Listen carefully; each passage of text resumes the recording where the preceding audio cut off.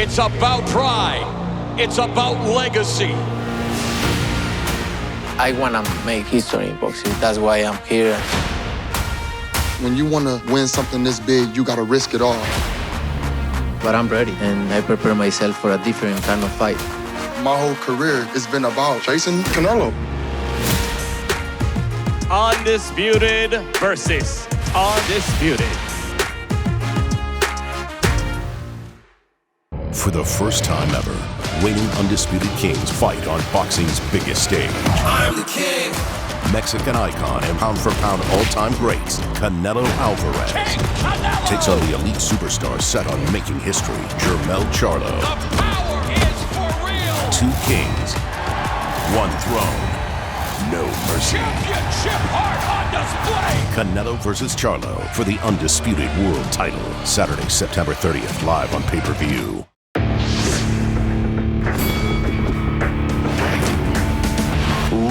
Reveille, donks. Look at us now, tip to tip. This is our life. This is our passion. That's the spirit we bring to this show. I'm Luke Thomas. I'm Brian Campbell. This is Morning Kombat. Oh, yeah, rejoice or mourn. Depend. Yeah, there you go. There's Luke Thomas right there. Brian Campbell, this is Morning Kombat on the road. This is not necessarily the Wednesday episode of Canelo Charlo Fight Week. We wanted to give you, it's not a shocker. Don't blame me. Not a shocker that we had some technical difficulties. Tell them the truth. And the arc of this show. Don't blame me. Well, no, what the fuck? No. Maybe there'll don't be you even a court dare. of public opinion. No. I will accept zero responsibility for this one. No, you get that smirk like, here's Luke with it again. Don't do that. Don't misinterpret the French rapey smirk with the other smirk. Okay, all right. Not. Trust me when I tell you, in zero ways responsible for this. Don't anger the guy in a Pantera t-shirt. So hey, this is the award-winning Morning Kombat. We're in Luke's Las Vegas hotel room. I did not sleep here, although you look, if I made that choice one day, it's okay. That'd be totally fair. Yeah, I'd smell coworkers just banging and sleeping. I'd smell feces the whole time. But we are podcasting and banging. We are on the ground here in Las Vegas, the MGM Grand, which Luke, I always said, like MGM Grand and Park MGM right now are fighting head-to-head for who is the most, which hotel is retaining whatever's left of their bougie honor while completely crossing over into full trash mode. Yeah, that's right. Like they're right there on the lines. Like you can still get, here's MGM, right?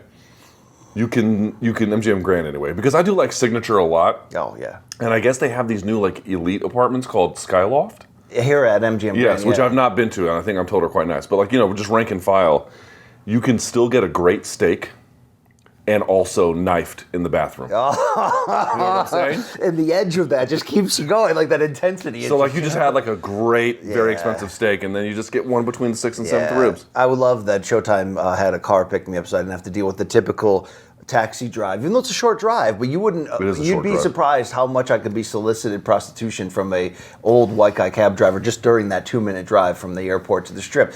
But that's neither here nor there, as Luke Thomas would say.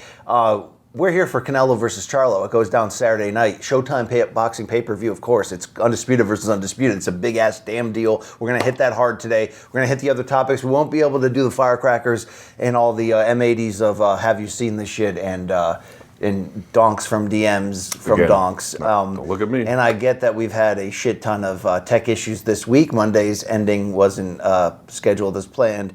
And I get that, Luke. Luke, these were happier times. Can you look at my chesticles right here? Can you look at my pectacular spread here? Look, these were happier times. These were the good old days. All right? These were days to remember, never before and never. That doesn't feel good? 10,000 ways, right? No, it doesn't feel good. All right. Here's what I'll tell you, though, Luke. Sometimes in life, you're on top. And sometimes in life, Luke, you're... You know what I mean? You're just tumbling into the abyss. This has been a year filled with highs and lows for MK, but started out strong. But Luke, near, far, wherever you are, my heart will go on here at MK. We're going to get through this. We're going to get to the finish line. Do we even have the balls to ask them to vote for this podcast? Do we even have the balls? So this year's World MMA Awards over at worldmmaawards.com, this will test how P1 our day one P1s really are. Luke, has this been the best show of 2023? No. Probably not. But no, it has But not. you know what? Like, think of how many times our heroes have had missteps, but then it's set up to a big comeback. I'm old enough to remember when Hugh Grant got that prostitute in Hollywood, right? What was her name? Do you remember her name? Vine. There was a vine involved in it. The word vine. I couldn't remember either. It was. She was everywhere at the time. I had a picture. I had his mugshot on my wall in high school. I cut it out of Rolling Stone magazine. Hugh Grant? Yeah, from that horror incident. I don't know. I just thought it was an edgy moment in pop culture. Who was the it girl? I thought it was Ivory Brown or something like that. Something like that. Who was the it girl Grant was married to? She was beautiful. She was also British. I don't remember at that time. He was on Notting Hill. It doesn't matter. He was out there banging He was on hookers. Notting Hill, which is really just a British like You've Got Mail or whatever. Something like you know, that, it's yeah. more in that regard. So we won't have the show you expect from us this week, but we will punch you pretty hard in the dick this week with great content because, Luke, later today we are hosting the Canelo versus Charlo Showtime weigh-in, which goes down 4 p.m. Eastern Time. Also, we'll be hosting Friday's weigh-in. We'll be doing a fantastic live MK episode Friday from the Blue Wire Studios at the Wynn here on the Strip with some very special guests. I've never been. Also, later that day, hosting the weigh-in, as I mentioned. And Luke, we got a lot of good bonus stuff. There may be a return. I mean, we owe it to the fans at this point of RSD 1.0, little road diary. I mean, this really is. This is really what it is. You're looking at right? RSD 1.0. Did you drop an RSD yet over in the receptacle? I like how I'm not allowed to use my own restroom if there's the possibility of you coming by. Yes, of course I used the bathroom. Well, I christened it. I was willing to do this from separate hotel rooms, but I got your misgivings with that. You know what I mean, Luke? We're supposed to be here on the ground like men, right? With the energy, feeling each other. Hey, how about that voicemail I sent you in the middle of the night?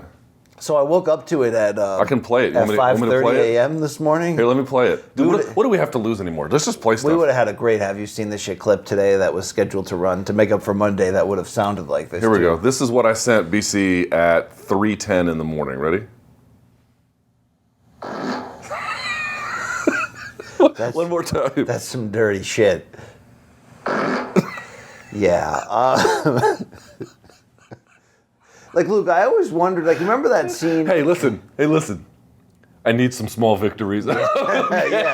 I was going to say, you remember that scene in Almost Famous when the plane's going down and then Jimmy Fallon's character, spoiler alert, like admits to killing a man and everybody's like freaking out. And I always wondered if we know we're flying in one-way direction down to our death. Yeah. Will we do that? Will we share our dark, deepest secrets? Or will we laugh it up? Like, I feel like today's episode kind of feels like that. Like, the plane is going down, but you know what? Like certain members of Leonard Skinner, we will crawl across that open field and climb a fence with our organs hanging out, and we will survive. Look, we are street survivors, okay? MK will not die with Ronnie Van Zant in that ditch, okay? All right?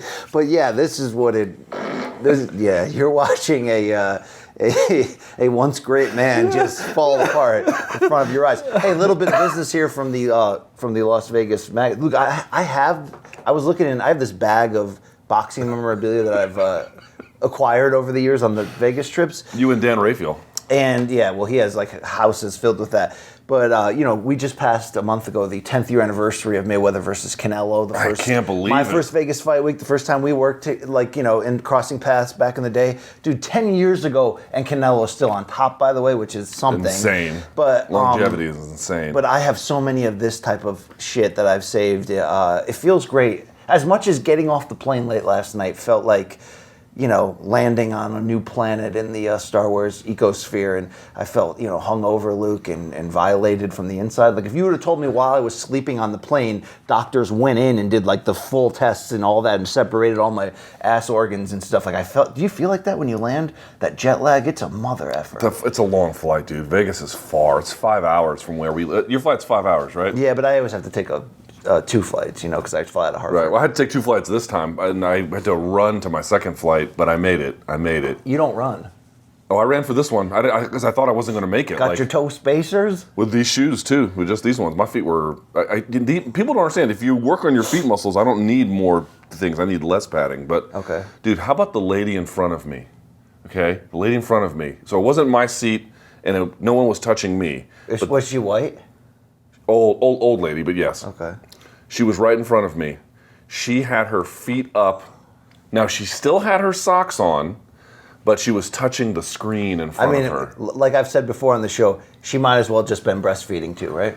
They should have just thrown her off the plane mid-flight. That's the same thing, right? Just no parachute. Just use your feet to catch you disgusting heathen.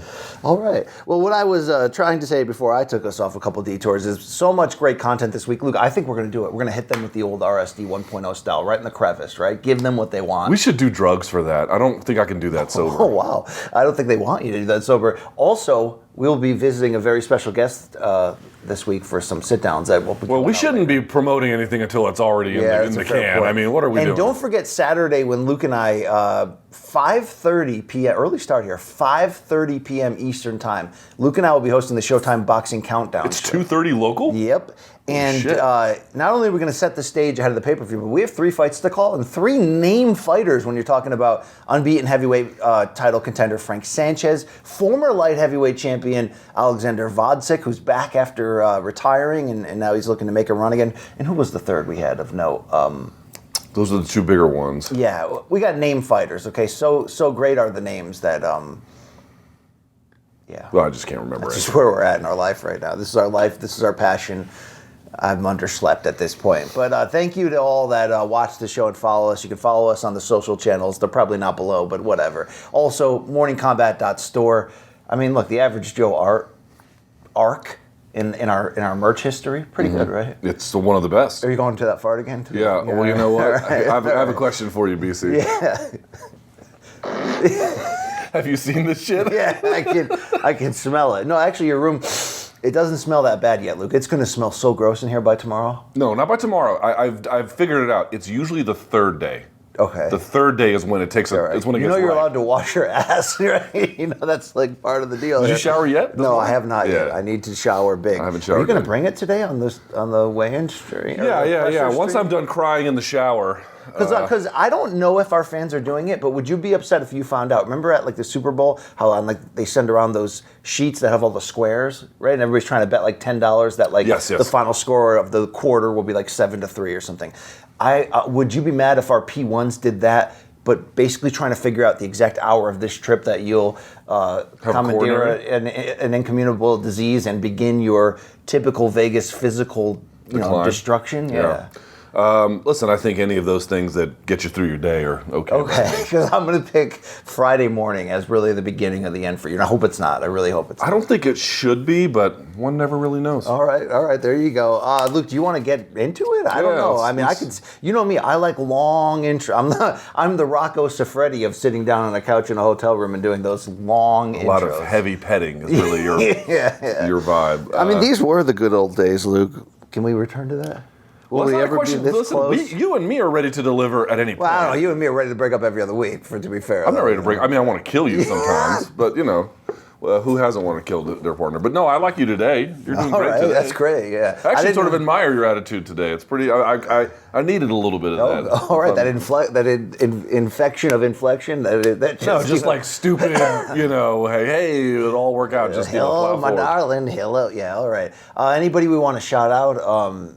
You want to shout out anybody? Anybody in our sphere? Do you like any of our people? Like, is there anyone that you'd shout out? I like all of our people, dude. Why would I dislike? What have they done to me? Nothing. I mean, do you think about Appy at all? No.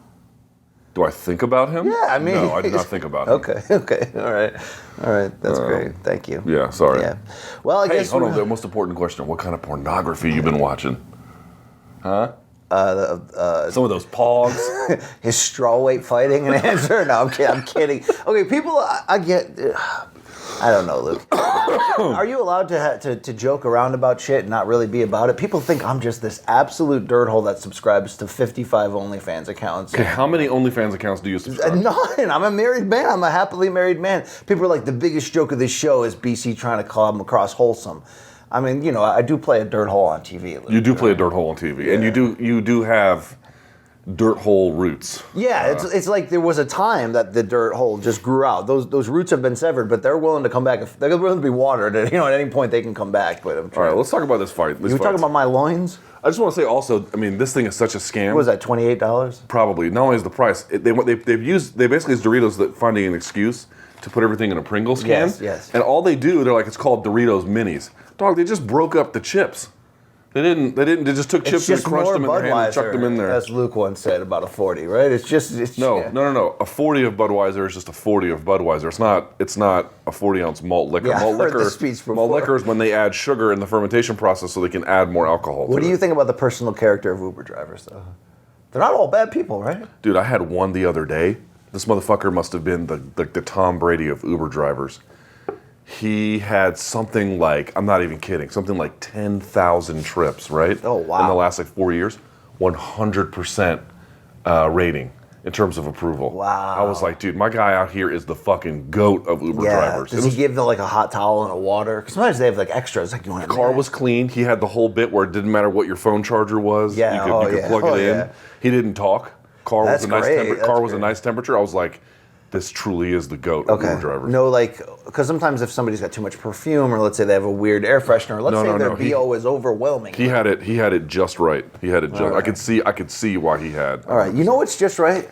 Topic number 1, Luke, in the setup for this thing right here. It's Undisputed versus Undisputed Saturday night on Showtime pay-per-view, 8 p.m. Eastern start. I mean, you can buy it right now, probably, right? Showtime.com/PPV. Well, here's the deal. I want to get you fired up. It's Canelo Alvarez defending all 4 super middleweight world titles against 4-belt, 154-pound champion Jermell Charlo. We've talked so much about the daring to be great aspects of this. We've talked so much about everything. I mean, you did a fantastic dissected fight breakdown that people can catch right now at youtube.com/morningcombat. And don't forget, tomorrow, Thursday, 10 a.m. in the East, you can go to CBS Sports Network on your local cable package, find Luke and I breaking down this fight in professional manner, aggressively, like men do. Luke Thomas, here's what I wanted to ask you, though. Mm-hmm. We talked a lot about storylines. We know a lot about what's at stake. I want to start first by dipping into the actual fight, though. What element of this fight, what question that needs to be answered the most? And there's a lot of them, from, is Canelo slowing down? How about Charlo's 16-month layoff? Will that be a factor? What about the size difference? A lot of questions. Which specific question that can only be answered in the ring Saturday night has you the most perked up and ready to find out? Ooh, man, there's a bunch of them. By the way, it always drives me nuts that when, and I appreciate the when Showtime takes clips and then promotes the dissected, but then there's always someone in the comments being like, well, so, because it's a clip from an old fight by definition, and someone will be like, oh, well, so-and-so doesn't fight like that. I'm like, right, do you think I don't know that?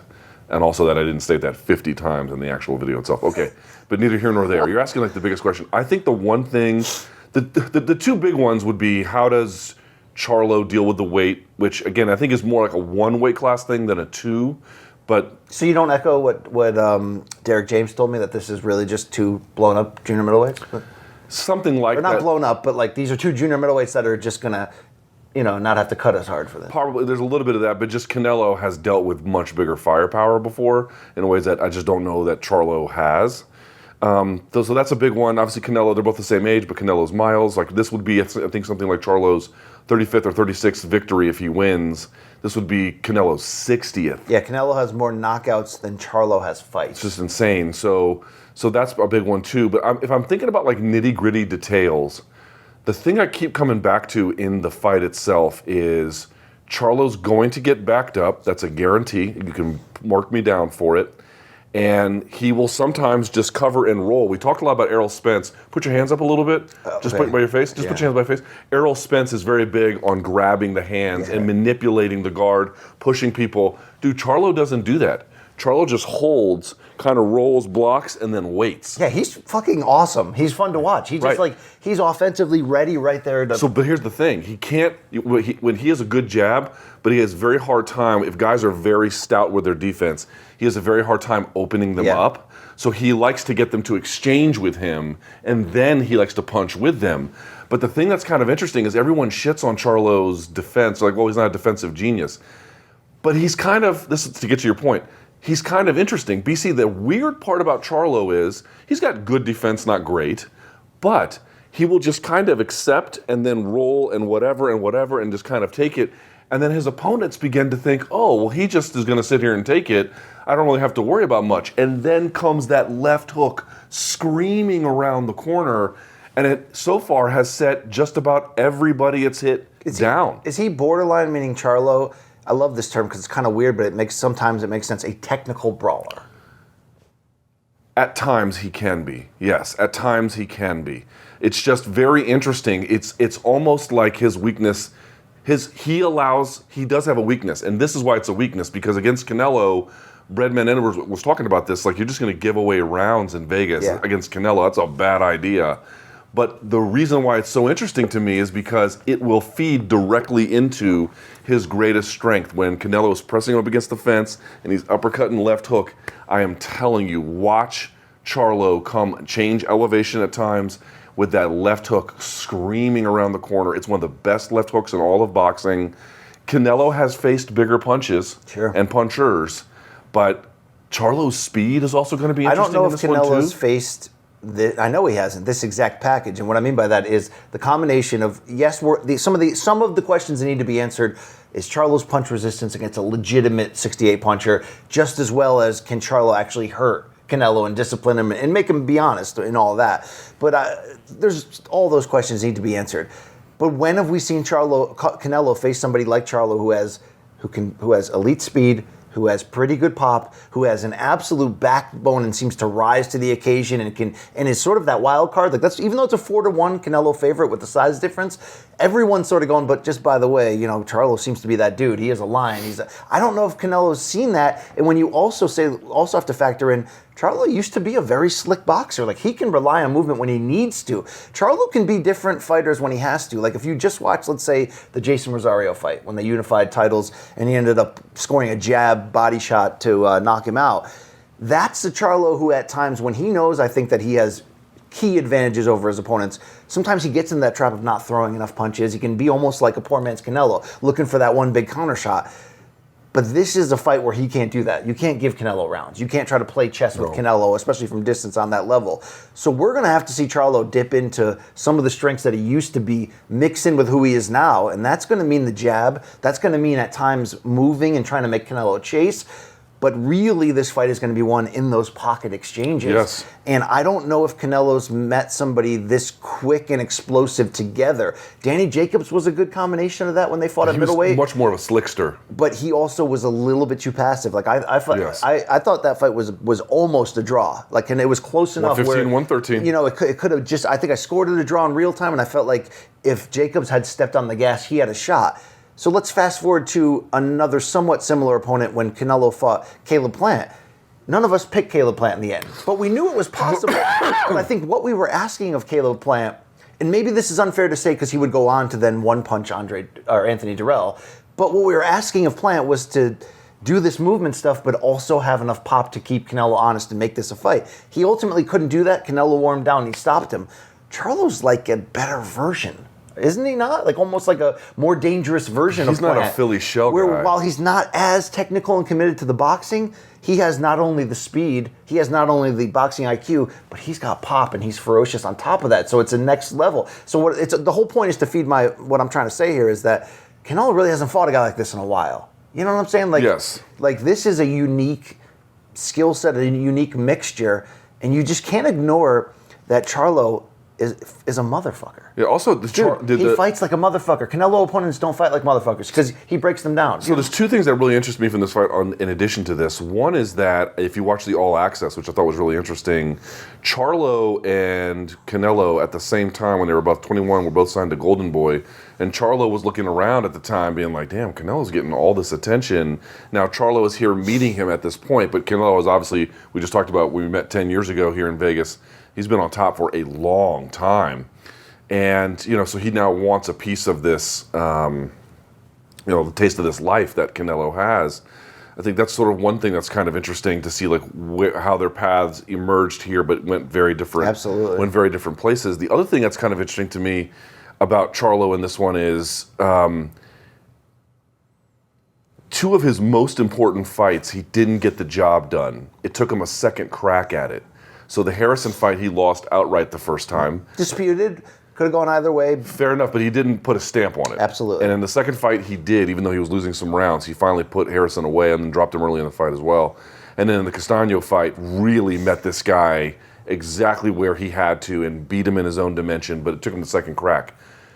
He knows this is like, dude, if you don't beat Canelo the first time, they're not going to give you a second crack at this. Like, and I do wonder, are those two not falling short of expectations anyway the first time. Is that a prelude of things to come?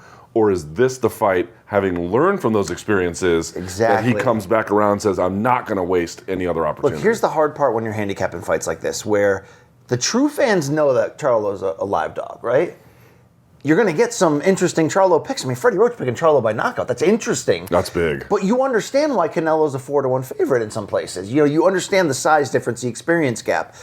Yet I can't get past this sort of motherfucker element in Charlo. And what I mean by that ultimately is there are matchups where we're like, Billy Joe Saunders was one of them, Caleb Plant was one of them, where it's like, okay, I don't think they're going to beat Canelo. But if they are flying at 100% the best performance, the best version of their A game, what does that look like? I think in those fights we were like, man, maybe they can keep it close. But I don't think those were the type of guys, Saunders and Plant, where you could say, you know what? But if he has the best night of his career, could he actually come over the top and win this?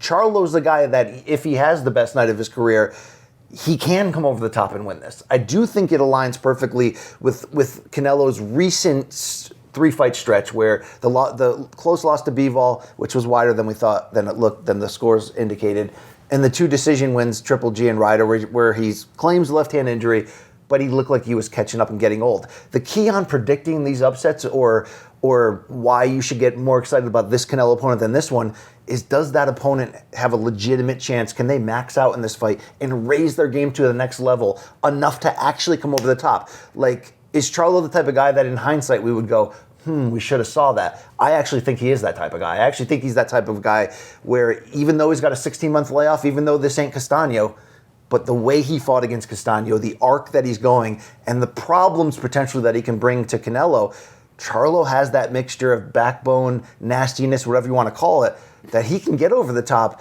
And Luke, you can either look at the All Access and say, I can learn nothing from that, or I think you can be smart and try to pick something out. There are things you can learn. Dude, Charlo is like, we didn't expect this version of him emotionally, this version of him business-like. I'm going to give Canelo the respect, but I'm coming. Like, he's not trash talking. He's not trying to hype himself up. He is a businessman on this trip. He is a cool, calm, collected hitman. His brother's nickname is the Hitman. I know that Jermell is the Iron Man, but you get the point. He's acting like a hitman. Dude, these are the early signs that are telling you, I don't know if he, in the end, if he can do this against Canelo. Is Canelo washed or not? You know, probably not. He's probably going to be looking better than he did recently. But if we get the very best of Charlo, this is a problem for Canelo. Make no mistake about it. Don't be the person that misses out on that. Like, there's a fight that could break out here that I think will. I think we're going to find out. I mean, the thing is, like, in the second Harrison fight, he didn't wow in the sense that he lost long stretches of it, whereas in the second Castaño fight, it was a pitched battle back and forth. But the Castaño fight was the last one that we had, the rematch. And he looked so ready for that challenge. He looked so understanding of what his assignment was. Didn't lose faith in the game plan. Stuck to it, and then put this guy away in the 10th round with what did you notice from it? A fucking vicious left hook that sat him down, and then from Castaño couldn't recover. I really, really wonder if all of those fits and starts, and he didn't have a slow start to his career, but relative to Canelo, he did. I wonder if all of those things are building up for this moment to really shock boxing, or if all those things give us all the information that we have to realize that Canelo's probably going to get an easy win. No, you're right. And look, we'll find out Saturday. And you could say the negative about Charlo. Okay, well then why would he be in the first fight against Harrison and the first fight against Castaño and maybe either play down to the level of his opposition or take them lightly? How is he then going to beat Canelo? I think the factor you have to focus on is Charlo, when he feels like his back is against the wall, when he feels like, the pressure is on, he's one of those rare people that can fuel that. So I think this is similar to that. While it's not the same scenario as the Harrison and Castaño rematches where it's like, okay, go right the wrong. Go fix what you didn't do the first time. But he knows everybody's counting him out, right? From a macro standpoint, he's a 4-1 underdog. He knows that. Dude, you mix that with his demeanor at the press conference and on All Access, he's coming. He's coming. It's just going to find out some of those plus and minus equations. Will his chin be able to carry against somebody as pinpoint as Charlo? Against Canelo. Will Charlo throw enough punches? Will he be able to use his movement to make Canelo chase? All of that stuff we have to find out. But Luke, we know the historical elements. First time a male reigning undisputed champion is facing another one in this 4-belt era. To clarify, Luke, people sometimes get on this. Here's the deal. Here's what I can give you on the history of the four-belt era. The WBO was created in 1988, so technically that you will say the four-belt era began in 1988. But really, it wasn't until 2004 that everyone accepted the WBO as the official fourth sanctioning body. Like before that, it was sort of like we look at the IBO title or the IBA, like these bullshit third-tier ones where it's like, why are you even mentioning that on TV? Eventually, it took a while. The WBO became that. So we're not talking about monster history, but still it's the modern era, last 25 years, last 30 years, whatever. And within that, Luke, interesting stat, Canelo can become, if he gets a win here on Saturday, the first four-belt champion to defend those titles 3 times. Typically when it's happened, right? Hopkins was the first one, Jermaine Taylor beat him, he was the second one, and then we didn't see another four-belt champion until Terrence Crawford did it at 140. A lot of times people will do that. That's their big accomplishment in that weight class, and they move on. So we're seeing Canelo put down roots here at 68. That adds another element of history, and then obviously Charlo can join. Terrence Crawford is the only two-division four-belt champions. Luke, in some ways, this is just another fight for Canelo. We do have to acknowledge that his career is littered with fights this big, right? Yes. For Jermell Charlo, this is his career Super Bowl. I saw some early prognosticators going, "Hey, if he pulls this off, not only does this stamp a Hall of Fame career, like without question, like this is a special moment."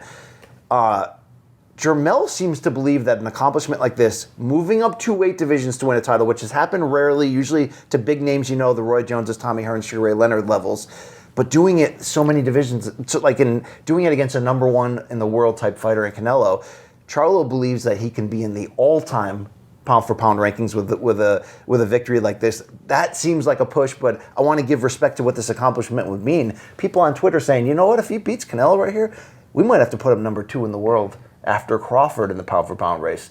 Inoue would certainly have something to say about that. Yeah. But what's your level of meaning on what this would actually mean to Jermell Charlo's legacy career at age 33 if he pulls off this specific task? Well, if he just ekes out Canelo, that's one thing. If he really hurt him, that would. In order for him to jump Inoue, because I don't think anyone's going to jump Crawford, but even then I wouldn't put him above Inoue. But let's just say, what would he have to do?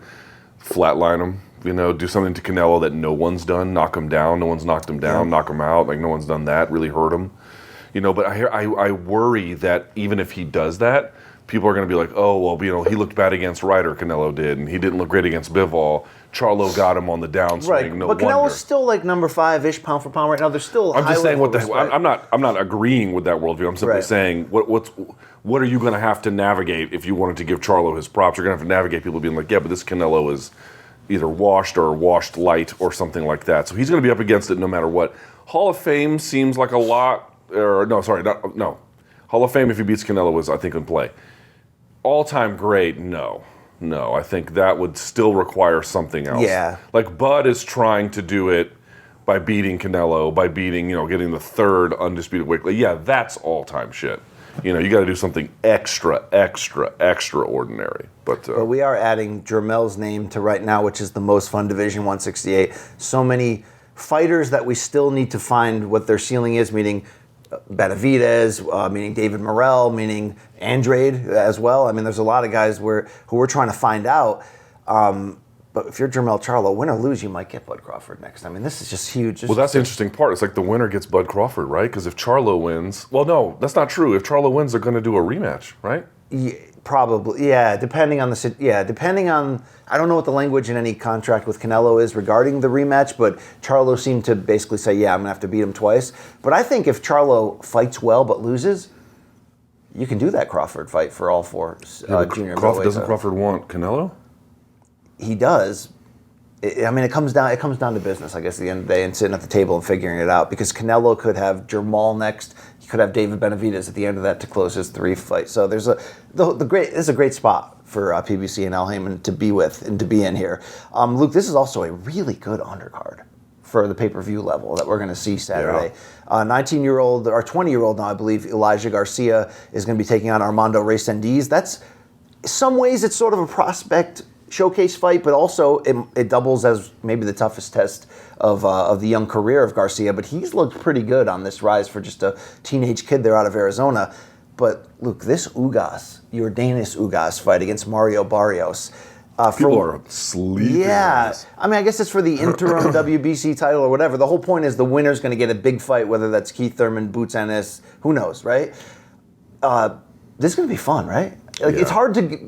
Isn't it hard though to find a path to victory for Barrios, or do you go, hey, Ugas is 37, like he's also. Yeah, I mean, I remember we haven't seen Ugas since Errol Spence broke his face, and that was a terrible eye injury. Danny Segura interviewed Ugas in Miami maybe like 6 months after that fight, and he was like, dude, his eye was still red and messed up. So like, who knows? Ugas at his best has a much higher ceiling than Barrios, but is that the Ugas we're getting? Who the fuck knows? Also, dude, Jesus Ramos on this card. Okay, so that's the co-main event. Okay, against Erickson Lubin is dynamite. Can't miss. You don't know who Jesus Ramos is, you're about to find out. I believe he's just 22 years old. Jesus Ramos Jr. He's the nephew of what's his uncle's name that fights also on a lot of these cards too. Abel Ramos. Yes. Thank you. Sorry for that slip up. So, but here's the deal: Erickson Lubin coming off a big win of his own right there against Cuba Arias, a stoppage win. He always wants to smoke Erickson Lubin, so I'm not surprised he's taking this. But this is going to be a shootout. Like Erickson Lubin just had the fight of the year with Fundora, an absolute war. This is going to be a gunslinger and slinging affair before it's all said and done. And Luke, you got to think about what this fight could mean. Lubin has always wanted the rematch with Charlo, who knocked him out in the first round all the way back, years ago. Was it 2016? And how about Ramos as a potential opponent for either Jermell Charlo, if he hangs around as undisputed champion, or Tim Tszyu, who's climbing that ladder? Like, to have another player, whoever wins this fight is going to be in a spot to be a big player on this level. That's going to be a fun-ass fight. Luke, what do you think about, going back to the main event for a second, I was doing a category-by-category breakdown for a preview that's going to run Friday on CBS Sports about this fight. And I like to do that and sort of look at it. So you want to go category by category here on this main event? Let's do it. And feel it out a little bit? It's Canelo versus Charlo. Let's go power first. Who has the edge and how close is the edge in your mind? Canelo stopped Kovalev at 175. I'm going to give him the edge. Yeah. There's no question Canelo deserves the edge here. He's a noted body knockout threat as well. But Charlo can thump. Charlo can punch. And Charlo's 4 inches taller, 2.5 inches longer with reach. I don't know, what do we expect him to weigh in at, Jermell Charlo? Like, what should he put on, in your opinion, muscle to try to be in there with Canelo, or is this more about speed and maybe being, not too far from where he would be in a? Yeah, I think a little bit of muscle is probably going to be beneficial, if for no other reason than to just be sturdy to handle any of the inside fighting. But you saw in the training on All Access, he was like, I don't want to put on so much muscle that I'm losing speed and explosivity and footwork, because here's the other part. Lateral movement is going to be absolutely fucking critical in this fight. Yes. One more note on power.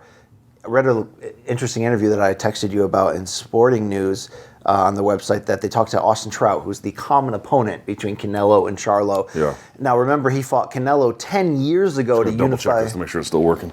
Go ahead. Yeah, 10 years ago they fought to unify titles at 154. 3 years later, Trout fought Jermell Charlo, lost a 12-round majority decision, came on late, and that was such a necessary fight on the growing arc of Jermell Charlo, because he looked human at times, and he pulled that off. But here's what Trout said. He said against Canelo, even though he got knocked down by that vicious right hand in the 6th round, he said he had no problem walking down Canelo. And if you remember, that fight had open scoring, so we found out at round 8, thinking that Trout was either ahead or that this was a close fight. One judge had it 8-0, for Canelo at that point. So Trout had to come forward down the stretch. But he said he was able to come forward consistently without fear, whereas against Charlo, he was not able to come forward at all. He had to fight exclusively off the back foot. But that doesn't match the experience that, on tape, Rosario walked Charlo down. Well, that's also when Charlo's trying to be that one-punch counterpuncher. He'll let you walk in. Yes. I don't think he can do that with Canelo. So I guess my question here is, he was basically saying the threat of the speed and power of Charlo was enough for Trout to need to be working off that back foot, and he couldn't take chances. Does that speak to the fact that when Trout fought Canelo, it was 10 years ago, and he was fighting at 154, he was considered slow in terms of his foot and hand speed, so he was more of an accurate, timed counterpuncher. Is that experience notable heading into this fight in terms of how big of a threat either one really is? I don't think so. These guys are different now. I mean, if you look at old footage of Canelo, He was way more wide open. Now he's much more careful. Charlo just became a very different boxer, where before his right hand was a real big potent weapon, and it is, but now it's like his third or fourth best weapon. Yeah. It's really not what he relies on at all. They're very different fighters, very different game plans, very different realities. I mean, you know, Trout knows more about boxing than I do, obviously, but I just don't feel like the recent stuff is what matters. Yeah. You are who you're bringing into the cage, not what you did, or the ring, excuse me. 10 years ago is a nice thing in your feather in your cap, but it doesn't tell you shit about Saturday. Well, he fought Canelo when Canelo was a different fighter, and who Canelo has evolved to since moving up to middleweight. I mean, we thought he was too small for a middleweight when he went in there in the Golovkin fights, and he proved us wrong. And then he moved up to 68, and then did what he did at 75 against Kovalev. So that plays into speed, number 2 category.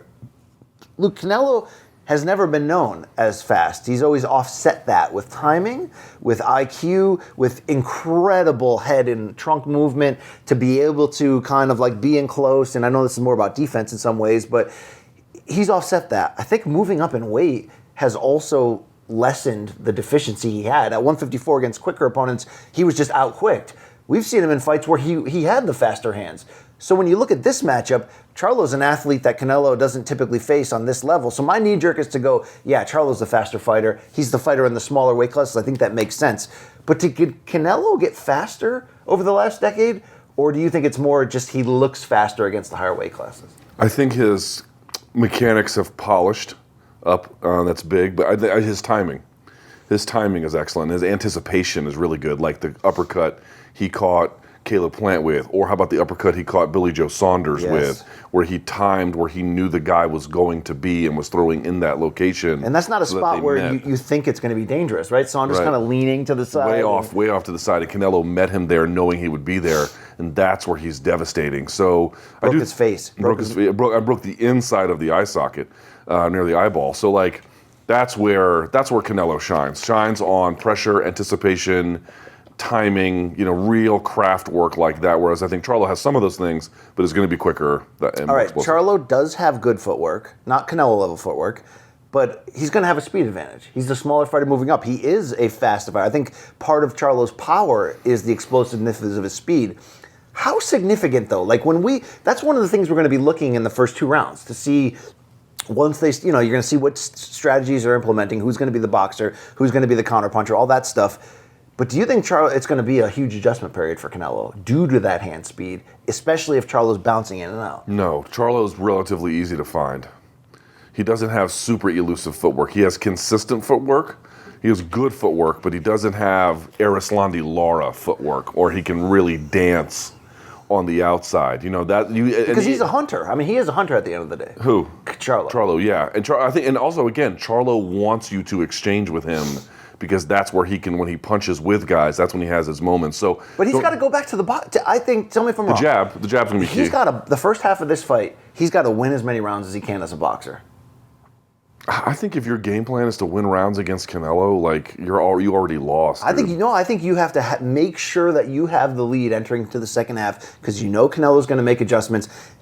I want to say normally he doesn't get tired, but last couple fights again he's looked somewhat human. But you want to set it up so that if Charlo's going to have a chance to peak late and outfight Canelo, you want to have that cushion of rounds built up. Maybe so. I just feel like what you really have to do is you have to do what Bivol did, not in the same way that he did, but like Bivol was like making Canelo cover up and just take damage. Yeah. He was way more aggressive than we'd ever thought Bivol would. I remember saying, he can't win this with the European style of touch and go. Yeah, touch and go and just hoping that the judges give it to you. And he went after it. Now, it helps that Bivol is also fast for that size. Big. Much bigger than him. And the technique, Bivol has the old school. Super clean, super amazing And he's technique. 175. We're talking about the 154 champ moving up. I understand. I'm just saying, man, you got to really go in there and you got to hurt. You have to like demonstrably hurt Canelo. Yes. You have to demonstrably land on him. That is your only path to victory against this guy in Las Vegas, Nevada. One thing I'll close on the speed comment is it's not that Canelo, did he fight prime Gennady Golovkin? Well, he fought the prime second half version of Gennady. I mean, let's not forget Canelo, who typically has not done things wrong with his platform as the most popular fighter and arguably the best. But one of his big missteps was making Triple G wait 2 years. This was this was when Canelo was fighting at middleweight, but at catch weights, right? At Kodo weights, where it was sort of like, is he a real middleweight or not? But yet, when he went in there, dude, his speed advantage against Triple G was so wide. In fact, people forget this. Triple G, I scored the first while I scored the first 2 fights for Triple G, I'm saying he won it with the jab, if you did score it with him. Canelo took away his right hand completely due to, obviously, his defense and movement, but the speed. Triple G could not throw right hands without getting countered. It's basically what I'm talking about. So I wonder, does that make Canelo faster than we realize? Or is there the potential for that same thing to happen, but flipped? Could Charlo's speed be too much for Canelo for certain stretches? I want to see that. I think it can be, yes. It's going to be interesting. Number 3, I'm going to go to technique, Luke. Boxing technique, all of that timing. Well, not to be a dick, but if we do this long preview, we can't get to much else because Mikey wanted us to have a... where are we at on time right now? We're about 45 in. It's a good show, though. I don't mind it. I'm just trying to give you a heads up. Let's keep it going here. We're in a groove. Luke, technique. I mean, Canelo is more of the pure boxer. Canelo has more tools. Canelo has more tools. Certainly offensively, right? More variety, too. Even defensively, he has more tools. The defense of Charlo is, again, lateral movement. He has a high guard. He can catch a lot of stuff. But his jab gets countered pretty consistently. Castaño did it. Harrison did a great job at it. In fact, you go back and watch the second Harrison fight, Harrison would touch just to get into range and then just poke holes in his defense all over the place. And it wasn't until he got Harrison really kind of coming after him where the big left hook would go, and then that was the big problem for him. But playing the kind of paper cut game in front of you, he was clearly overmatched. Canelo much better on this level. Again, unless Canelo's this way and Charlo's this way in a very pronounced... I mean, I think Charlo sacrifices certain things when it comes to defense or technique for explosiveness because he is a hunter. He's going out there to finish you and take you apart. So I would lean Canelo that way. But here's a key question. Let's say you're a hardcore Canelo fan, or let's just say you're a hardcore bettor and you go, hey guys, you can talk up the chances for Charlo all you want. He's still moving up 2 weight divisions. He's still coming off a 16-month layoff. And we're expecting to see a better version of Canelo than we have recently. But what about this, Luke? If Canelo does win the way a 4-1 favorite should, I think we're all expecting the size to be the difference. Are you wondering if also the technical gap could be so large that it's not so much about size? Is there a way here that Canelo dominates and controls this fight just by being more technical and seemingly one step ahead in how he traps people and sets them up? Yeah, that could be. Again, it really just depends on where Canelo is, which is somewhat in dispute in this whole equation. But to answer the question, yeah, I do think for example, Plant is a slickster relative to Charlo, and Canelo was still able to find him and hunt him down and get him. Now, different set of weapons, different sets of trapping, different kind of considerations about range. But, Charlo and Canelo both like the mid-range. Same with Tony Harrison. But that's where Harrison was lighting him up, right? That was the issue. The issue was he was careful and the thing is this, if you can keep Charlo behind this, where he doesn't exactly know what's coming and he has to make, considerations about when to throw his jab, he's quite beatable there for elite guys, for super elite guys. But if you can't do that, then that's where the problems begin. I think if Canelo is the guy that we recognized from whatever you think his last really good performance was, then I think he should be able to. But I buy Canelo's excuse about the injury because he has been so active. These 3 fights that he hasn't looked number 1 pound for pound level, they've been over a pretty consistent stretch. So I'll give him that benefit of the doubt. If he can train at full speed, this seems to be this fight has bigger terms than the Ryder fight and maybe even the Triple G fight. I mean, I know that had a historical element of their trilogy, but that wasn't a fight. I mean, Canelo could have coasted through that to a certain degree. You can't coast here against Charlo. But are we asking too much for Charlo to say, we expect you, if you're going to have a chance to do this? Because if Canelo looks old at all, it's going to be, in my opinion, the ability to not fight 3 full minutes, right? That's the first time Pacquiao started to look old in certain fights. I was like, okay, he can only fight for 90 seconds. The rest of the time, he's got to kind of, maintain position. Is Charlo more likely? Is it going to be the issue if he falls apart here? Is it going to be the chin or the gas tank? Like, are we asking too much of him to say basically you're going to have to go in there against a bigger puncher, fight 12 hard rounds, and have the gas tank to outwork him? Because that's how he's going to beat him. He's going to outwork the older man with more mileage, even though they're the same age, right? But is Charlo like a high volume guy? He's not statistically. No, and that's why I think we got a little bit too nervous during that stretch when he was not throwing enough punches, when he was so efficient and accurate, almost like an NBA player that shoots, 50% from the outside. You're just like, oh my God, but we need him to be more aggressive. Now he was against Castano. Yes. This isn't Castano, but Castano still, also brought the fight right to his face. That's going to be interesting to see. Let's go to number 4, which is defense. Charlo's more aggressive. He's there to be hit more, even though I don't think he's irresponsible on defense. Not.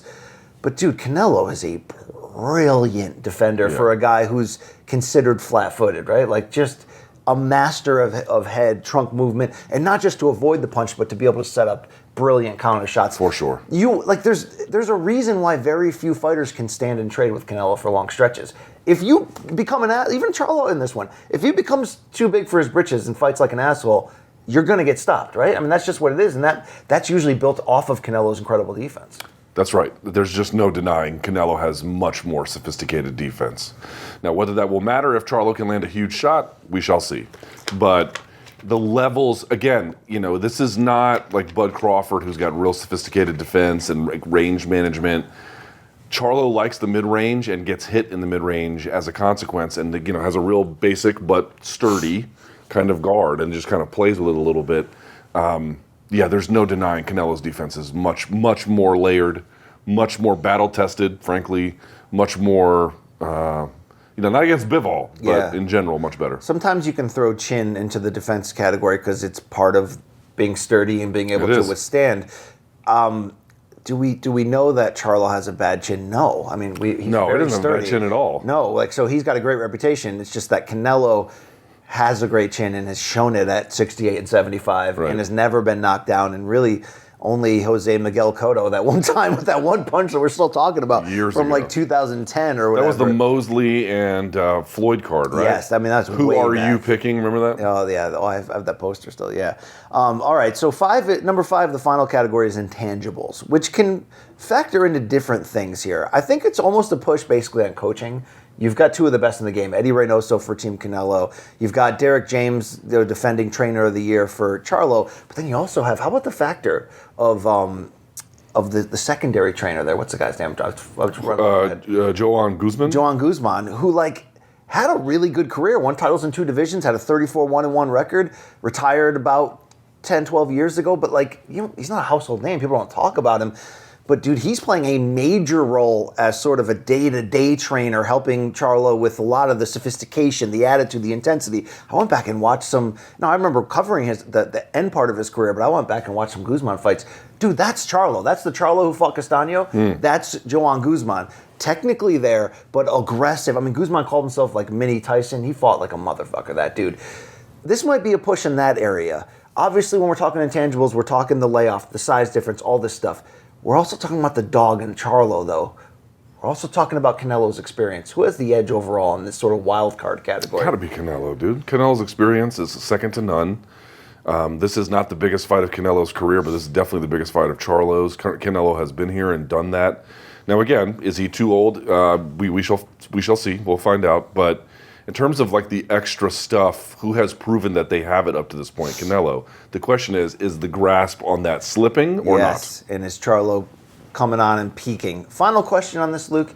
Does Derek James need a win here or a great showing to protect his name? And I don't believe that, but that is, boxing Twitter or boxing X can be the most brutal spot.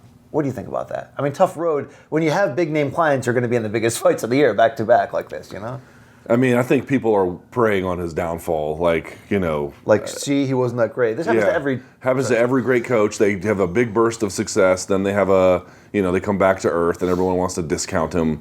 Derek James is in that territory right now, which is not fair, but it is the inevitable, what do you want to say, life cycle of elite coaches. You go from being the best in the world to, in the minds of everyone else, trash.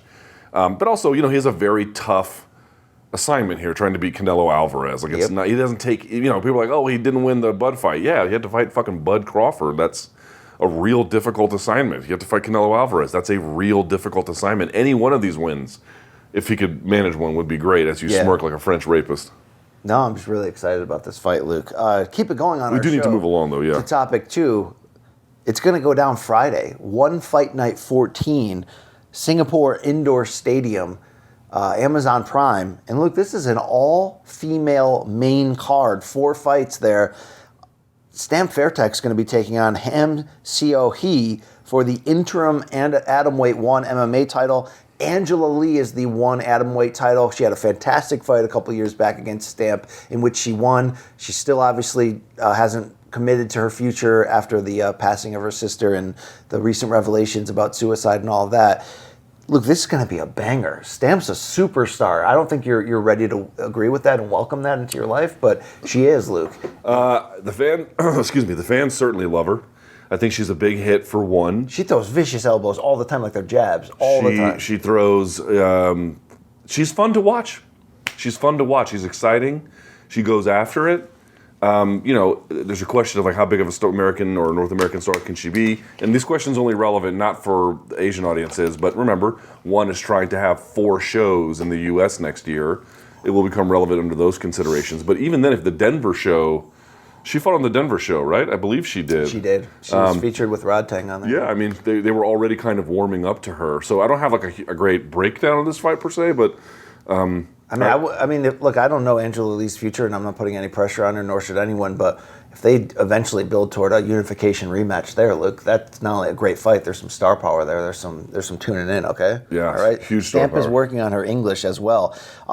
The other fight of note, look, Luke, we're going to get in that co-main event, a strawweight Muay Thai title fight with Samilia Sundell against Alicia Helen Rodriguez. I don't think that fight's moving you, is it? No, it's not. All right, what about Danielle Kelly, who you can check out my interview, youtube.com/morningcombat. She's facing Jessica Khan, who was the 2023 world champion at the IBAA FB&I, one of those. You know what I'm talking about, right? Yes, I do know what you're talking about. Mm-hmm. Khan beat Kelly a couple years back, Luke, when they submission grappled. This could be a chance for Kelly to get like a real sort of underline, because she is sort of an American fun prospect, Luke, but she does have her detractors. If she goes in there against a world champion and avenges a defeat, this is for the inaugural 1 atomweight submission grappling title. Is this a breakthrough opportunity for her? I don't think any of these submission grappling things are breakthrough opportunities. I think it's a good opportunity for the grappler to make some money. And I don't mean to dismiss the significance of it. You just took a shot on it. But like, is this really is the grappling side really what moves the one product? A little bit it does, a little bit, but I don't know that this is a giant contributor for that. All right, Zhang Jingnan will take on Nat Jarunsak. That'll be a strawweight special rules bout.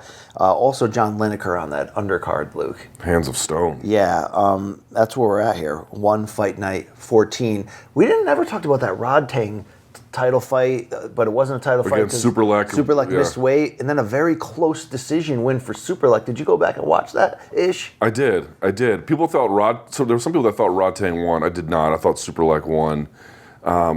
Hey, run it back for the title if he can make weight. If he can make weight. Call Chef Kaz, please, all right? But interesting, I said it again, dude, like all of these kickboxing orgs, Chuck Norris's organization used to promote knockouts, not tap-outs.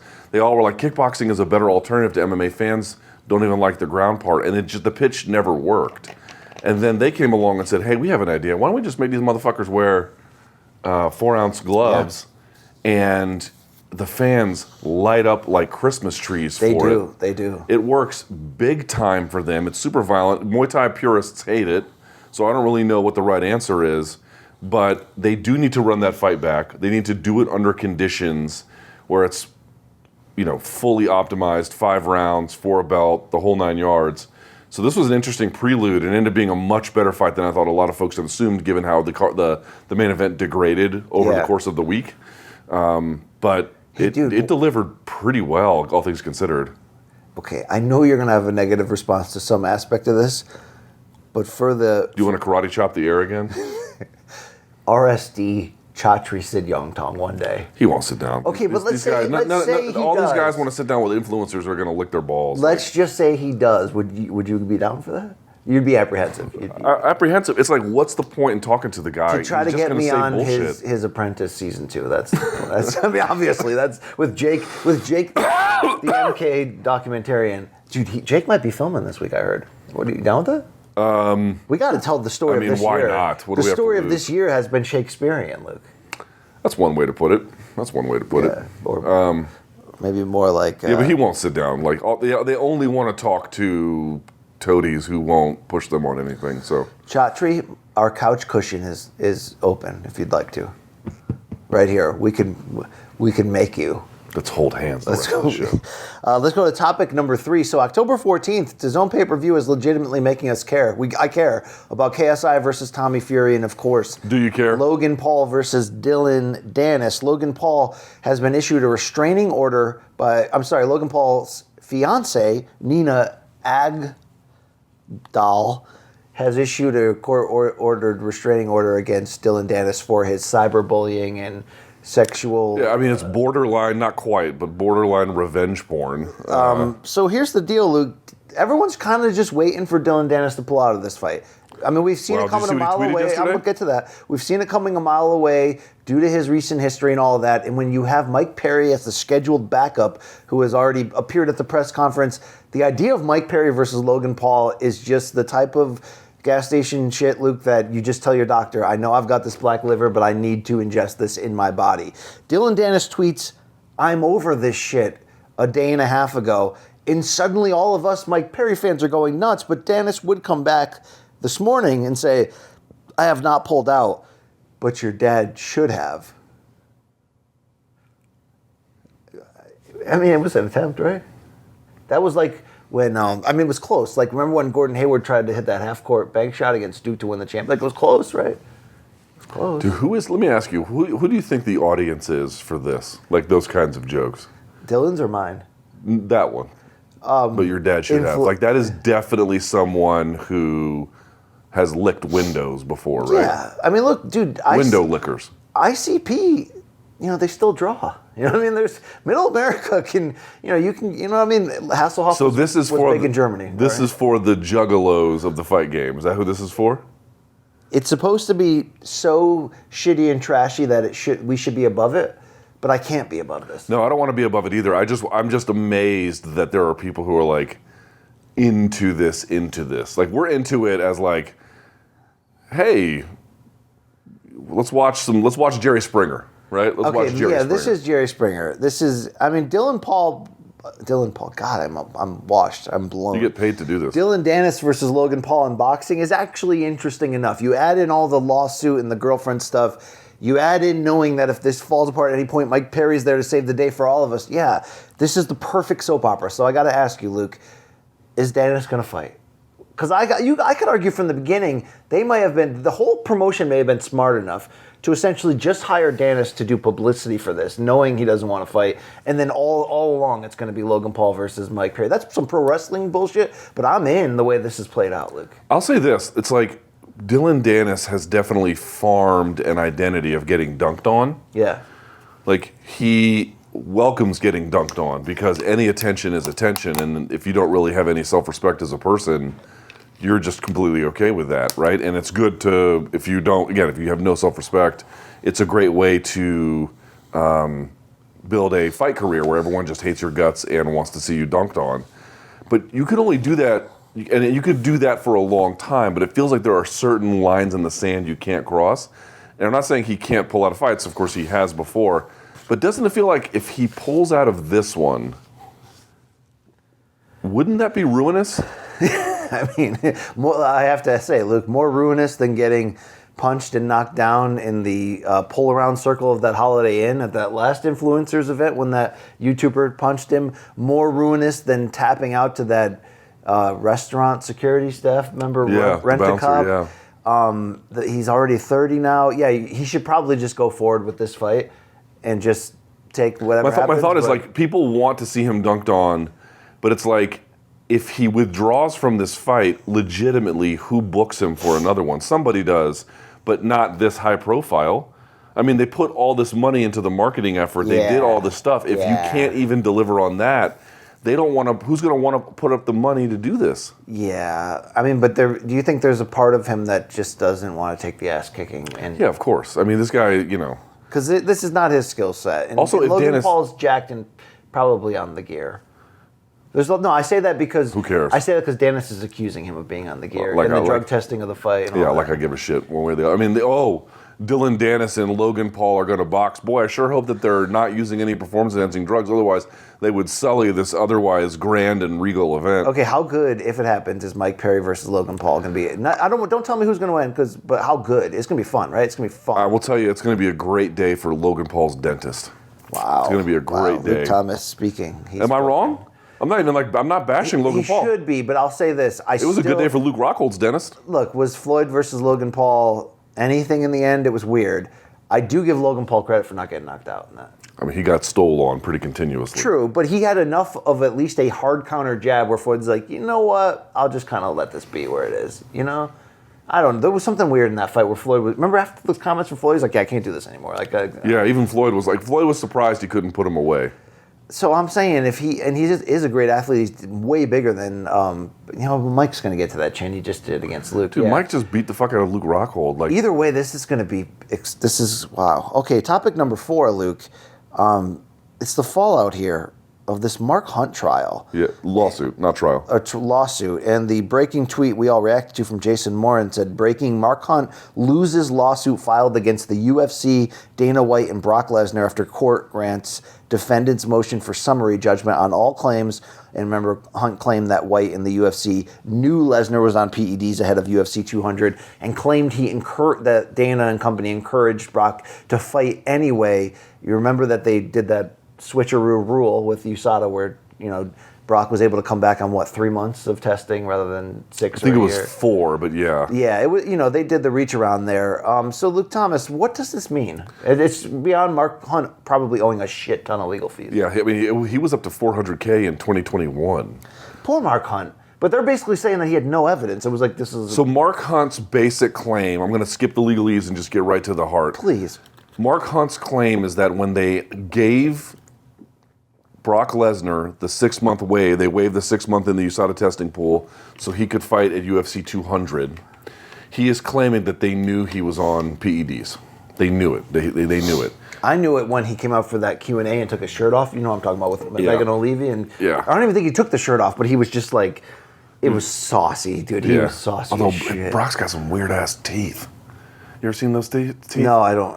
My man looks like he's got those George Washington wooden teeth. Is it enough to take the focus off of the fact that sword is definitely a penis topper? Just right here in the Logan, yeah, hitting by the dick.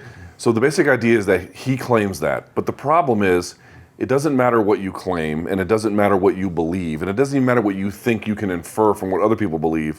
What matters is what you can prove, and he was never able to prove to the judge and the even make this a trial. Right? They asked for summary judgment and they got it basically. The judge was like, there is no evidence, and they went through this discovery process of emails and texts and everything else. There was simply no evidence that he could corroborate the claim that they knew he was on PEDs. Now you might be asking why this is important, because here is what the big revelation might be. The UFC was really going to get tested here. They were going to get tested in the sense that if they waive that 6 month requirement, does that open them up to legal liability if the other person pops? Because that's what happened here. And the judge was like, no. And there's another wrinkle to it. Mark Hunt and his attorneys tried to make a claim that, like, oh, well, with Lesnar, with all these drugs in his body, it was like fighting with brass knuckles. And the judge was like, yeah, sorry, you didn't prove that either. The judge pointed out there's not a huge difference between this performance from Lesnar and any other thing. By the way, Lesnar also only tested positive for clomiphene, so you actually haven't even corroborated that he had anabolic steroids in his system. Now we all know that there might be that the clomiphene's being used to disguise or mask other forms of use. Fine, but the judge. Let's be fair. Brock was on every steroid for that 200 fight. Okay, but again, it doesn't matter what you believe. What matters is what you can prove. And what he got popped for was clomiphene. And the judge's point is, show me the difference on tape, that there is a marked visual difference that you could point to. And if it's only clomiphene, you actually haven't it by law established that he had, a real anabolic steroid in his system. You are simply making that assumption. But this is a court of law. One more time. It doesn't matter what you believe. It doesn't matter what you assume. It doesn't matter what the most rational thought is. The only thing that matters is what you can prove. And he couldn't prove jack shit. Dude, this is such an expensive fuck around and find out moment for the American legal system for Mark Hunt. Like this big time. Trying to challenge anti-doping. And here's the best part about it. If you're a Conor McGregor fan, now they're not going to bring him back till 2024. But if you're saying, well, wait a second, now it'd be a bad thing if Conor got waived and then he did pop. That would be not great. Ask Nowitzki if you have questions. But it wouldn't open them up to legal liability anymore. It wouldn't. They already know what the answer to that question would be. They'd be totally fine. So are you this is a saying big that deal. Conor has not come back yet because of this Mark Hunt? They were waiting on this? There is probably some reason to believe they wanted to get this matter resolved before they moved forward. Adjudicated, or would that adjudicated? They wanted to see what was going to happen with this, and now they got an answer, and the answer is Mark Hunt's got a big-ass legal bill he's going to have to pay. Damn, that sucks. Who was juicier? Like, who went for it more? Brock at 200 or Chael in the first Anderson fight? Brock at 200. Just by mass, by size. Again, like by the time the fight was over, he was like, he was as pink as a starburst. I mean, he looked Bonner juiced up heavy for that big time. Fight and got tan as shit for that didn't too. Give a fuck. Luke. So they already know they can find us this week at a bunch of different places on the Showtime Sports I dare you to vote for us channel. for best podcast. I dare you. I mean, does it look like it? I mean, why can't they should have nominated me for best podcaster, Luke? You know what I mean? Yeah. Should they have? Yeah, they should have. I don't think that's a category though. It's not. How about leading man? What is the leading man? I think it's a promoter of the year type deal, isn't it? Isn't it like Dana and Chaudhry? It's Dana and Chaudhry and Coker and the rest of the dogs. Maybe they should put the Ash Jeeves cage up there as a leading man this year. You think is he male? Do you think PFL likes it when I tweet about the Ask Jeeves cage? Do you think he's male or is he non-binary? Who, the cage? Yeah. Yeah, he's probably not. I mean, well, it's a code, right? It's 1 or 0. It's binary in that sense. But oh, was that was wow, that took me back to Luke's high school days, right? Listen, I have one thing to say to you. Oh boy. Yeah, so you can find us. So Luke, can you tell the fans as a make good for our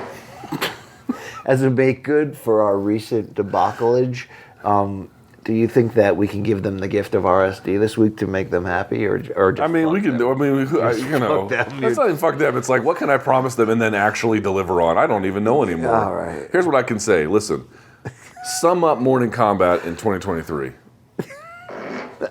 Well, that's why I want to get the dot cameras finalized this week, because there's a story to tell here, Luke. There is a story to tell.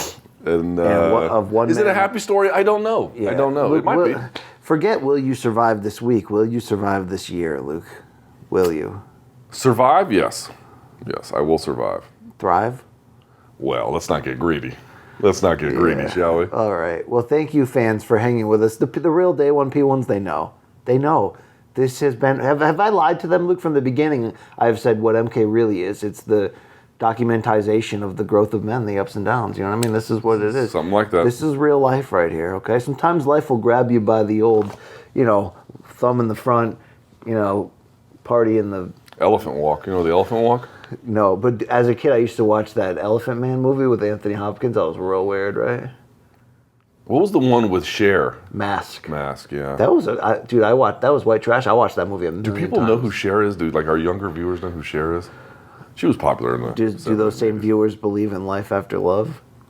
Do you believe in life after love? I can feel something about myself, Luke. After this is over, I just want you to know I'm going to get in the tub and then throw a toaster in it. So... All right, I got to go get ready for this press conference. I'm going to bring... What time are we going to be downstairs? I'm going to absolutely bring it today. 4 p.m. Eastern time. Yes, so 1 p.m. in the West. Showtime Sports YouTube channel. You're going to want to see this. Canelo versus Charlo. They're going to take to the stage, answer questions, face off. I want to see what the temperature is. That's what I want to see. Because Charlo's been... They've been pretty cool. I want to see if Charlo raises that temp a little bit, Lions only style, okay? Dude, Luke, this was what happiness used to look like and this is what I'm dealing with now. That's it. I don't want to do this any longer. You're very close to defecating. I can tell. It's just, you get all like excited and stuff. It just got weird in here. Luke Thomas, Brian Campbell. Maybe you can vote for us out of pity. You know what I mean? I can't tell you what the future will bring, but you gotta cling to something. This guy's gonna cling to. There we go. This is a S show.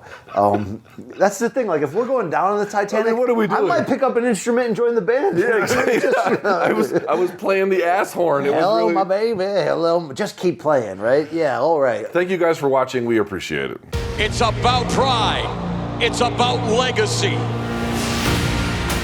I want to make history in boxing. That's why I'm here. When you want to win something this big, you got to risk it all. But I'm ready, and I prepare myself for a different kind of fight. My whole career has been about chasing Canelo.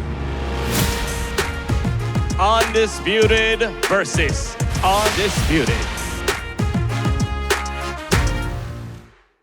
For the first time ever, reigning undisputed kings fight on boxing's biggest stage. I'm the king. Mexican icon and pound-for-pound all-time greats, Canelo Alvarez, takes on the elite superstar set on making history, Jermell Charlo. The power is for real. Two kings, one throne, no mercy. Championship heart on display. Canelo versus Charlo for the undisputed world title, Saturday, September 30th, live on pay-per-view.